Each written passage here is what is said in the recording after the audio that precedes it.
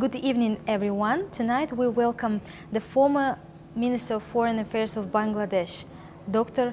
Iftekkhar Ahmed Chouldhuri. Dr. Chowdhury, we are very honored to see you today. Thank you very much. It's a pleasure for me, as always. The Chinese Belt and Road Initiative pays a considerable attention to the creation of transcontinental routes. How do you feel about increasing connectivity of the Eurasian continent? The Chinese BRI, the Belt and Road Initiative, is something that we are extremely enthusiastic about. We are very excited about this. Bangladesh is hosting many of these Chinese projects under this initiative.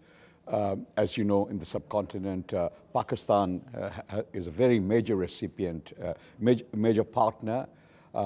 They have the China-Pakistan Economic Corridor. We also have several projects in which the Chinese are partners. We think that this initiative is going to have a tremendous positive impact, not only linking the continents, but also linking countries, ideas. The effect will be positive not just economically, though also economically, but also in terms of human-to-human relations, connections. And this connectivity will be across peoples, governments, economies, countries. Recently, alarmist sentiments have appeared regarding Chinese investments, which under unfavorable circumstances can create the effect of a death trap. In your opinion, are such fears justified? You see, Bangladesh has been a recipient of initially Western donors for many years, till the Chinese came into to the scene. We'd have absolutely similar issues with Western donors. The Chinese, of course, this is spread across, this is largely government to government, of course, but I don't see, our people do not think that debt is going to be an issue. We are used to debt repayment. We have done it effectively. If projects are well managed, no one gives you money free in any case. If projects are well managed, and I have every reason to believe that the BRI projects, at least the ones that I'm exposed to, are being well managed, both from the Chinese side and also from our side.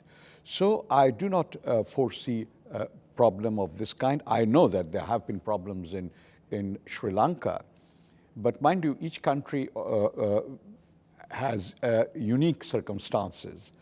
In our case, in the case of Bangladesh, we don't foresee issues. I'm also aware because I work in an Institute of South Asian Studies in Singapore. This is the largest, one of the best think tanks devoted to South Asia outside the region. So we study the BRI quite effectively. Yes, there could be issues, as in all economic interactions, but we don't see it as a problem if it is well taken care of and well handled. At present, we can observe a renaissance of the ideas of Eurasianism in the most diverse forms and formats of cooperation. In your opinion, how realistic is the idea of creating a single community in Eurasia, united by common values? Well, okay, I mean, it's a great idea. It's a great idea, and the world is changing. People are looking beyond their own countries to create links with other countries, other similar countries. Better still if they are linked by values. As far as I can see, of course, this is my own assessment, my personal judgment is that nation states will stay. Nation states are important. I do not foresee in the immediate future national sovereignties disappearing. So within the context of separate sovereign states, to build these kind of links is important. Eurasia has tremendous potentials. We are very pleased, I am, with the very positive role that Kazakhstan is playing in this. I'm fully aware that First President Nursultan Nazarbayev has taken tremendous initiatives in this regard. We see this as a very positive development, and we are very supportive of it. The process of loosening the arms control system poses a threat to the arms race, not only in Europe but also in Asia. How, in your opinion, will the cooperation of the countries of South Asia develop to ensure the security of the region? Well, arms race is something that is ongoing. It cannot be denied. So far, in South Asia, and as you know, we have two nuclear weapon countries. Of course, China is in the neighborhood, but the idea of having nuclear weapons is, of course, not to use them. The idea is to deter the potential adversary. So far, though there is always the risk, and as long as you have nuclear weapons, you have that risk. Therefore, you have to be very careful, and you have to build the right kind of understandings, on issues, and make sure that red lines are not crossed. However, another development that is occurring now, which is relevant, though it is not in the nuclear weapons area, is artificial intelligence weapons, the automatic weapons. These are not nuclear weapons, but these are very precise. It can hit the target precisely. Anything that is precise can be used because it does not do too much of collateral damage. Therefore, this is something that we have to worry about. We've seen how drones are being used by everyone now. I believe that we need an effective understanding, an agreement, some kind of a pact in the future, just as we have done with nuclear weapons, with drones and other artificial intelligence weaponry as well. But so far, the nuclear deterrence has held. We hope it holds, but proliferation is ongoing, not just, I don't see too much of proliferation in terms of spreading across countries, but I see proliferation in terms of improvement of weaponry. When a weapon becomes more precise, the propensity to use becomes greater. Now, these are things that we have to watch out for, but so far, so good. Do you think that regionalization of global economy will become a global trend? Okay, it depends on how you look at it. You see, regionalization means many things. It can be understanding within the region, it can be links between the region and other region, etc. But nowadays, we just spoke about initiatives like the BRI. What happens is that when these major initiatives become transcontinental, it cuts across regions, links continents. You see, it is quite possible that that will be the future, you see. Rather than developing region-wise, single region, you become global, you see. So that is one factor. The other is, you see, sometimes what happens is within regions, understanding between regional countries is not that good. In your part of the world, it is okay. I mean, we see in Eurasian chunk of territories, it's okay, good relations basically. But many regions, your powerful neighbor is somebody that you have to watch out for, and you are a little concerned about. Though I think that like in South Asia, we have an organization called SAARC, South Asian Association for Regional Cooperation. That hasn't worked very well. That hasn't worked very well, largely because of the differences between India and Pakistan. But it does have positive sides. It enables sometimes leaders to meet, etc. So this is not something that, regionalization is not something that we'll give up on, at least in our part of the world. We will continue. In Europe, mainland Europe, it has worked very well, but as you know, that now we have this huge issue of Britain exiting the region, Brexit. So it also shows that regionalization can have challenges as well. Both the experience of Europe in the sense of Brexit and also the experience of South Asia tells you that regionalization is not without challenges, but again, like everything in international relations, if carefully handled, it can work. In Europe, broadly, I mean, despite this factor of Britain wanting to leave is another matter, but Europe, it has worked very well, European Union.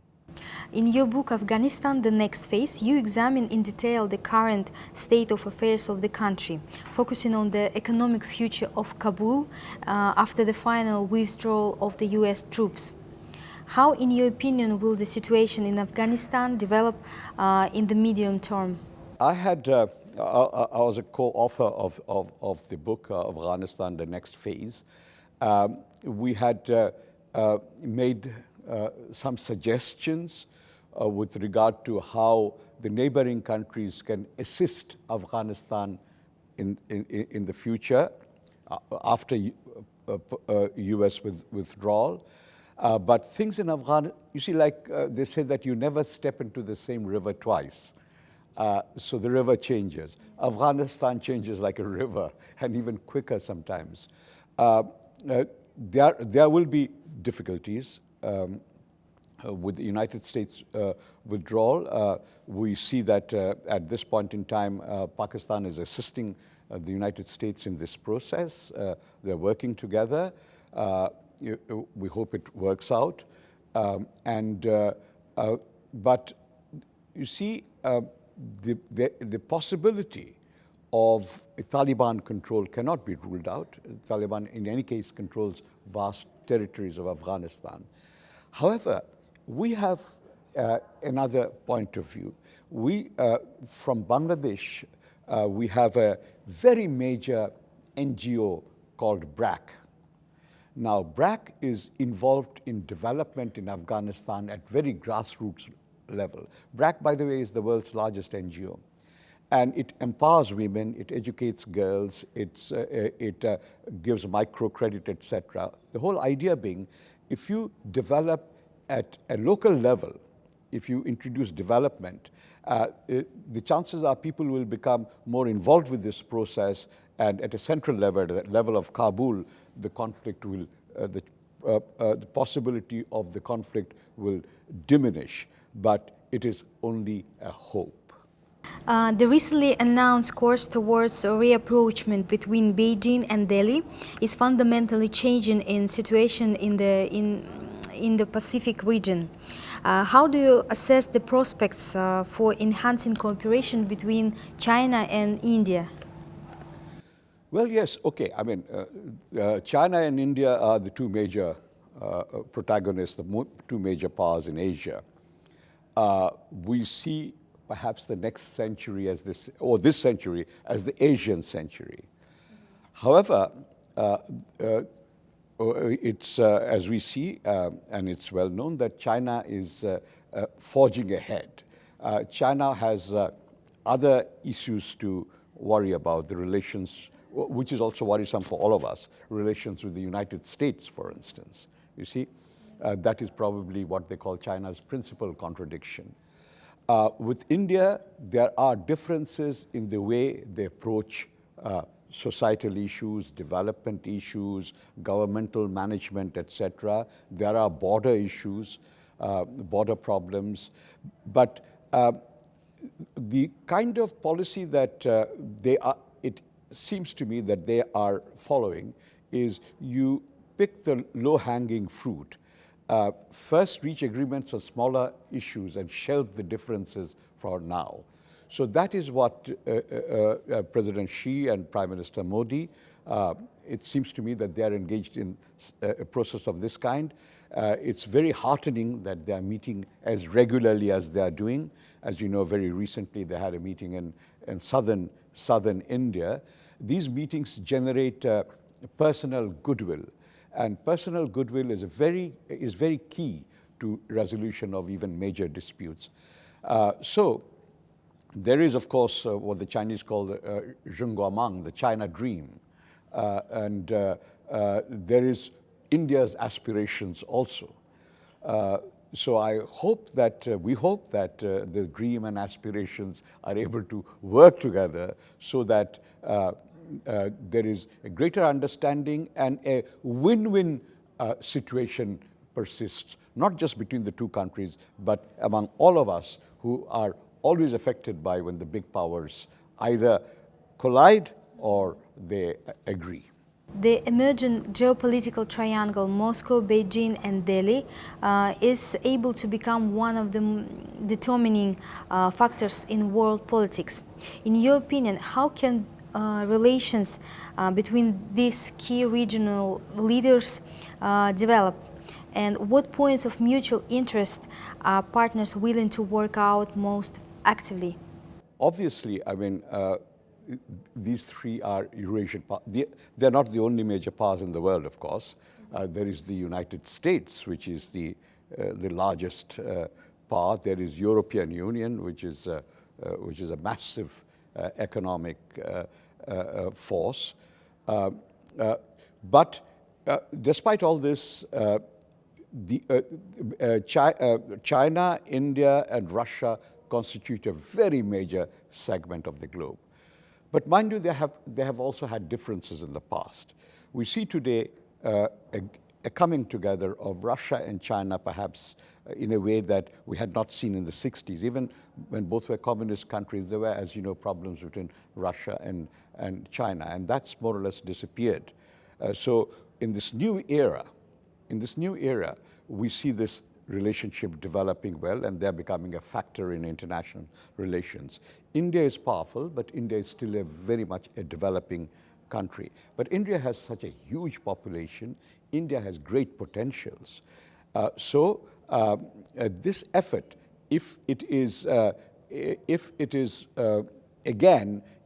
sort of initiated well, you see, and if the three parties agree that on how to take this forward, they can. SCO is a group of countries of which all three are members, but you see, it's not even wise to sort of have small groups of countries determine how the world should proceed, because the world has many countries, many ideas. So the idea is not to have one or two major countries determine our fate. That is why we have international organizations. We have United Nations. We have the World Trade Organization. These are important, and every nation is important in that way. And the last question is, as a participant of Astana Club 2019, how would you assess this international dialogue platform? Well, you see, I've been a great champion of this, the Astana Club, because I really think that this is where, you see, you manage to gather people who have had experience from the policy stream, as well as from the academia. You bring together from all sides, and you put them together for 2 days or 3 days of very intense conversation. Now, this is a very good model to develop ideas. You see, ideas come not necessarily by reading, but by interactions. And interactions are very important. The model in which the Astana Club organizes itself, I think, is extremely positive. Today, you know, it's not government, it's not private, but it's thought leaders. The people you get are the thought leaders of the world. And when they sit around and when they when they interact, they come up with ideas that you as the Secretariat, you record, and then we are also in communication with you through the preparatory process. I know that I get many questions, etc., also from you, and we fill in. And I think it's a tremendous initiative. I think all of us should see this as very positively and contribute as much as we can. And we are very grateful to Kazakhstan and certainly to former President, first President Nursultan Nazarbayev.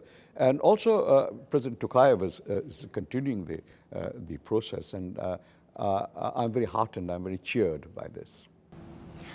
Thank you very much for a very interesting conversation, and have a good stay in Kazakhstan. Thank you very much. Thank you.